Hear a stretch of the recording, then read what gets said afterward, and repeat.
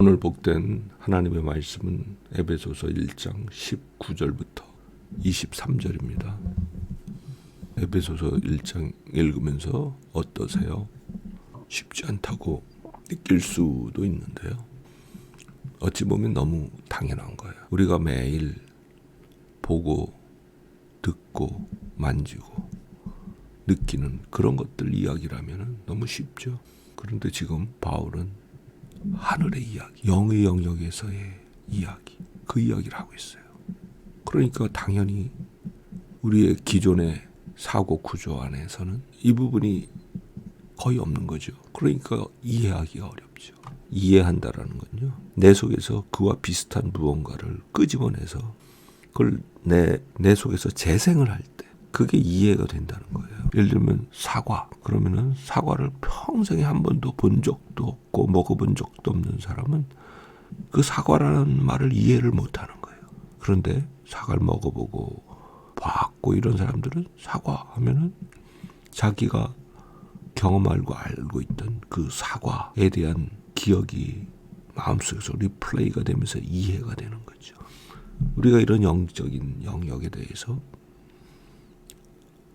한 번도 들어봤거나 경험했거나 그런 적이 없으면 내 속에서 재생될 게 없는 거예요. 그러니까 어렵죠. 그러나 그러면은 절대 이해할 수 없느냐? 그게 아니죠. 그 놀라운 영역을, 그 놀라운 하나님의 비밀을 우리에게 알게 하시기 위해서 하나님의 말씀을 우리에게 주신 것이거든요. 더군다나 이 말씀은 우리가 이해할 수 있는 언어로 쓰여져 있잖아요. 물론 우리 이해력에 한계가 있지만은 우리가 기도하며 성령의 조명하심을 구하면서 이 말씀을 새기고 묵상하고 암송하고 그렇게 할 때 우리 마음에, 우리 중심에 말씀의 빛이 비춰지게 되는 것이죠. 우리가 받은 이 놀라운 영의 축복,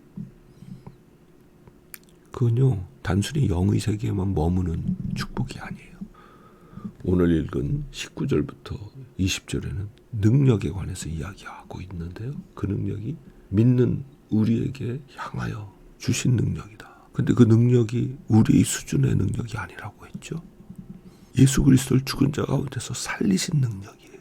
그 얘기는 뭐예요? 그냥 영적인 세계에서 보이지 않는 곳에서만 움직이는 그런 힘이 아니라 우리가 보는 눈앞에 현실 속에 나타난 능력이라는 거죠. 그런데 그 능력이 얼마나 놀랍고 강한 것이냐.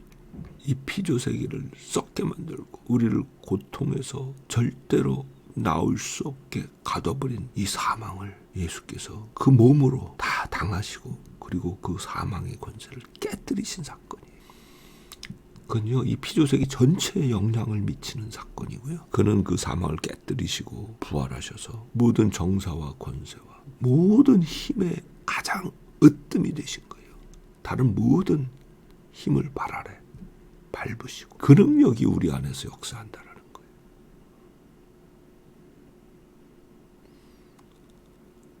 어떻게 그 능력이 우리 안에서 지금 현재형으로 살아서 움직일 수 있느냐? 우리가 부활하신 그리스도의 그 몸의 지체이기 때문에 그런 거. 머리와 몸은 하나잖아요.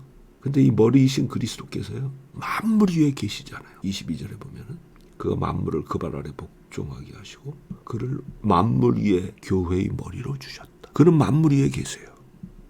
근데 교회의 머리가 되세요. 그럼 교회도 만물 위에 있는 거예요. 만물 위에 있다라는 거는 그 권위에 있어서 만물보다 높다라는 거예요. 그 놀라운 사건이 예수 그리스도의 부활과 승천하심으로 이루어졌는데 그 능력이 바로 우리 믿는 자들 향하여 하나님께서 베풀어 주신 능력이라는 거죠. 그 능력을 너희가 눈을 떠서 보면 좋겠다.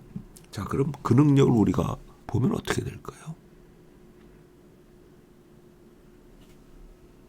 자, 그걸 짐작할 수 있는 게 바울이 사도행전에서 보여주었던 모습이죠. 유두고가 3층 창에서 떨어져 죽었을 때 어떻게 했어요?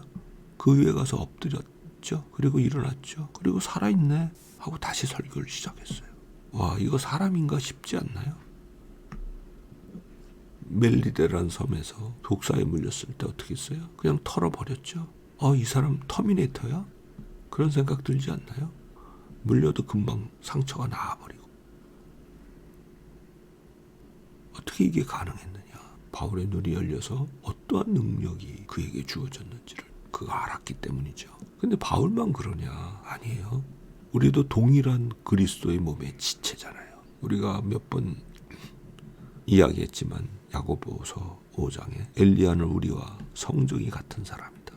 그런데 그가 기도한 즉 3년 6개월 동안 비가 안 왔다. 다시 기도한 즉 비가 오고 땅이 열매를 맺었다.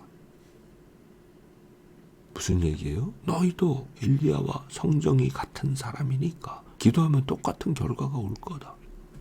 그게 우리예요. 그게 우리에게 주신 능력이라고. 그걸 너희가 눈을 떠서 보면 좋겠다. 그걸 에베소 교인들이 눈을 떠서 보게 되면 어떻게 될까요? 그들이 당하는 모든 환난과 핍박과 어려움, 그 모든 것을 넉넉히 이기고도 남겠죠. 그래서 바울이 로마서에서 이렇게 이야기하죠. 로마서 8장 37절에서 이 모든 일에 우리를 사랑하신 그분을 통하여 우리가 넉넉히 이기느니라. 넉넉히 이겨요. 우리가 이 능력을 눈을 떠서 꼭 보고 항상 넉넉히 이기는 자의 삶을 살아내기를 간절히 바랍니다. 아멘.